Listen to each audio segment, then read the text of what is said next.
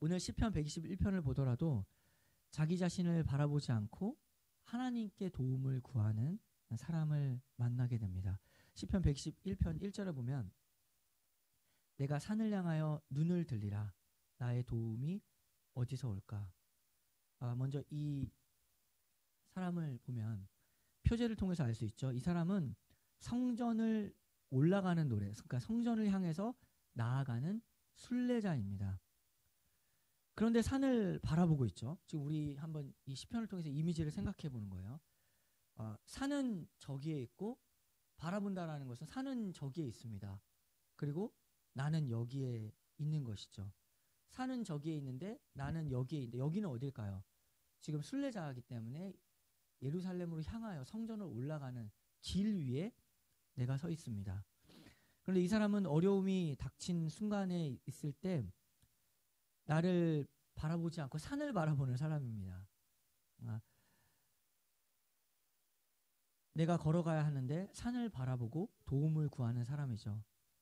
나를 바라보지 않는다는 것은 어떤 의미냐면 자신의 경험으로 이 길 위에서 이렇게 저렇게 피했던 나의 능력으로 나의 지혜로 사자가 오고 또 도둑이 오고 강도가 왔을 때 내 지혜로 피했던 경험을 의지하지 않는 사람입니다. 나를 바라보지 않고 산을 바라보는 사람이죠. 자기의 힘이나 가진 무기나 능력을 의지하지 않는 사람입니다. 그리고 이 사람은 지금 순례자이기 때문에 성전을 향해 나아가는 사람이기 때문에 불신자가 아니라 믿음을 가진 사람이죠. 그런데 이 사람은 자기의 믿음도, 그러니까 자기의 믿음의 승리의 순간들까지도 의지하지 않는 사람입니다. 지나간 것을 그냥 지나간 대로 그런 의미가 있다라고 생각을 하고 믿음으로 오늘을 살아가는 사람이지 믿음으로 했던 과거의 어떤 영광된 순간들을 의지하지 않고 믿음으로 오늘 산을 바라보고 있는 오늘을 살아가는 사람입니다. 오늘 이 시편을 통해서 산을 바라본다, 신앙이 높아진다라는 것이 무엇인지 생각해 보게 되죠. 신앙이 자꾸 높아질수록 우리는 그 높아진 위치에서 하나님만 바라보게 됩니다. 나 자신을 점점 잊어버리게 되고 하나님만 바라보게 되는 것이 신앙이 높아지는 것입니다. 신앙이 높아지니까 높이 계신 분만 바라보게 됩니다. 이것이 우리의 일상에서 이루어집니다. 우리가 높은 곳에 가서 어디 저 멀리 다른 곳에 가서서 그게 아니라 이 사람은 산 위에 올라가서 이 길을 피하고 다른 데 가서 지금 산을 바라보는 게 아니라 자기의 일상을 걸어가는 사람입니다. 거룩한 모양이나 경건의 모양만을 취하는 것이 아니라 주어진 길, 나의 일상을 걸어가는 사람이죠. 똑같이 밥 먹고 똑같이 일하고 똑같이 하루하루를 살아가지만 그 사람이 바라보는 것이 어디에 있는가? 산을 바라보고 있는 사람입니다.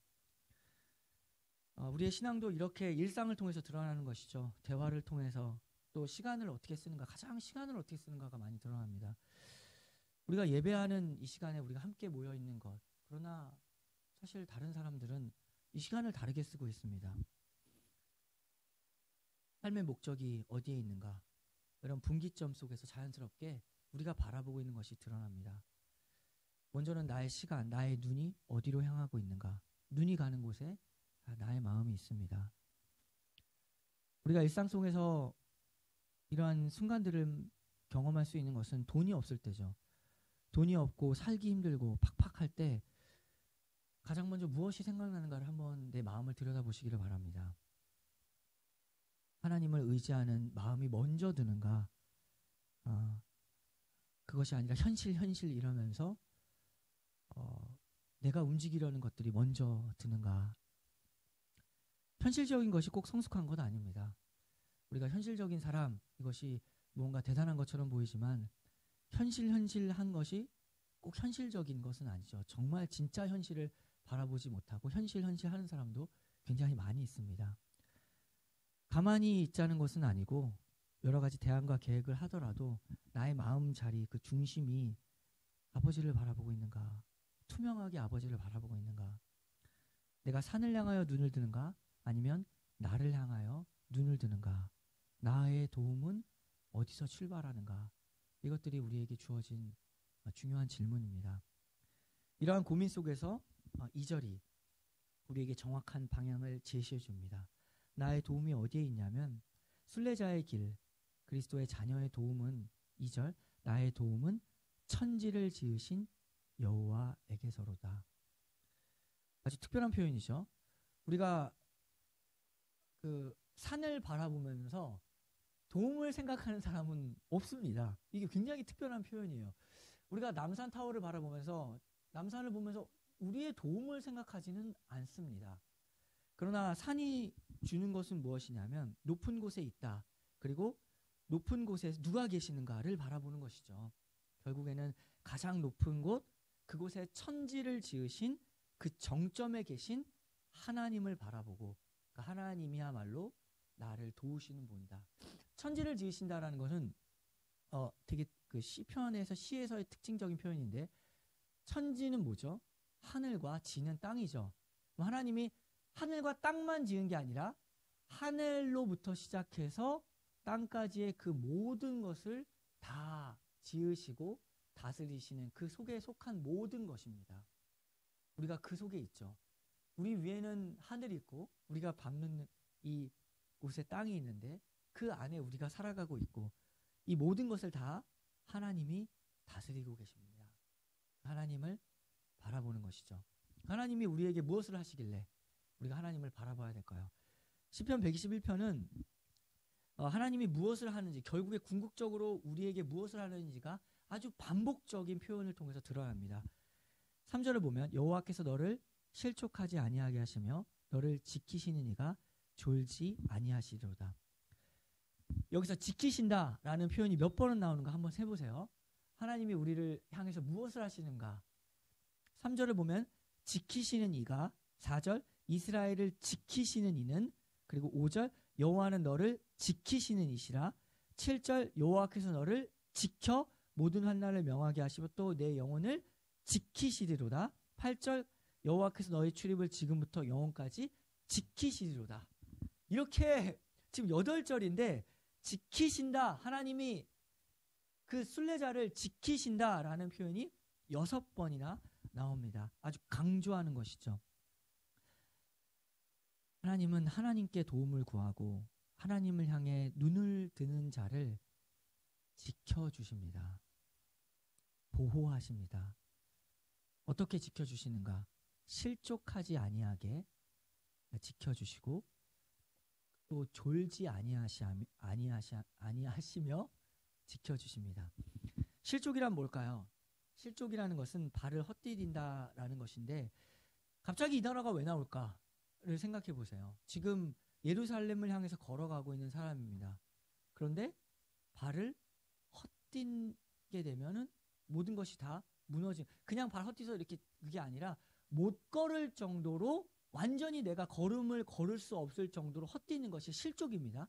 잠깐 삐는 게 아니라 완전히 실족해서 그 길을 걸어갈 수 없는 정도의 상황이 실족이라는 것이죠. 그런데 실족이 왜 나오냐면 우리가 스스로 발걸음을 걸어가고 있지만 우리는 하나님이 지켜주시지 않으면 언제든지 완전히 실족해 버릴 수 있는 사람들이기 때문에 그렇습니다. 이 세상을 살아가면서 자신 있게 내가 내 스스로의 길을 계획하며 걸어갈 수 있다라고 생각하는 사람처럼 어리석은 사람은 없습니다. 세상살이가 내 마음대로 되는 것이 없고 많은 사람들이 이 세상이 가시밭길 같고 또 지뢰밭 같다라는 말을 잘 주의해서 들어야 됩니다. 내 마음대로 되는 일이 하나도 없는 것이 사실 세상의 현실입니다. 지뢰밭인데 지뢰를 알면서 일부러 밟는 사람은 아무도 없습니다. 지뢰를 밟는다는 것은 다 모르고 밟는 겁니다. 우리가 우리의 인생을 걸어갈 때 내가 반드시 이 지뢰를 밟고야 말겠다라고 하는 군인은 한 명도 없습니다. 지쳐서 쓰러져서 분별력 없이 지뢰를 밟기도 하는 것이고 씩씩하고 당당하게 행진하면서도 지뢰를 밟는 것입니다. 사기충천하여 군인이 자기의 길을 걸어가면 그 길에서도 지뢰를 밟는 것이죠.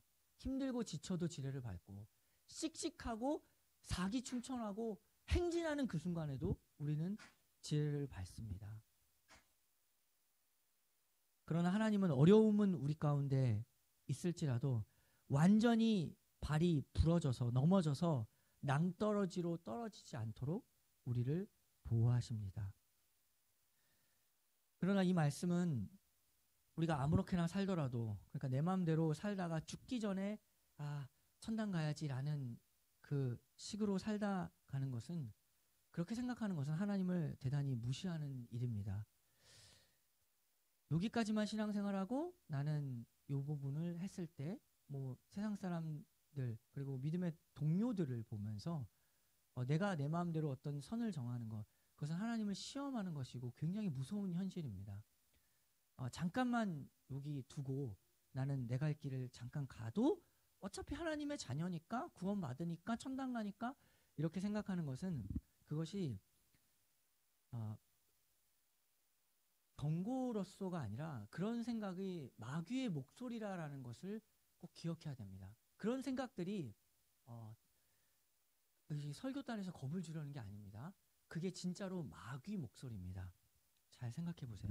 마태복음 4장 6절을 보면 이르되 내가 만일 하나님의 아들이어든 뛰어내리라. 예수님에게 이렇게 시험했죠. 기록되었을 때 그가 너를 위하여 그의 사자들을 명하시니 그들이 손으로 너를 받들어 발이 돌에 부딪히지 않게 하리로다 하였느니라. 지금 마귀가 무슨 얘기를 하냐면은 하나님의 자녀잖아. 하나님의 아들이잖아. 그럼 뛰어내려. 하나님의 자녀인데 뛰어내려. 어차피 산다니까. 하나님이 구해주실 거잖아. 하나님의 자녀니까. 괜찮아. 잠깐만 그렇게 해도 아무 문제 없어. 죽기야 하겠어? 하나님의 자녀인데, 아들인데. 그렇게 마귀 목소리가 들을 때 예수님께서 뭐라고 하셨죠? 뛰어내려도 하나님이 보호해 주실 것이 맞죠. 하나님의 자녀, 하나님이 구원하실 것이 맞죠. 그러나 그런 목소리를 들어서 그렇게 뛰어내려 버리는 건 하나님을 시험하는 것이다. 예수께서 이르시되 또 기록되었을 때 주 너의 하나님을 시험하지 말라 하였느니라.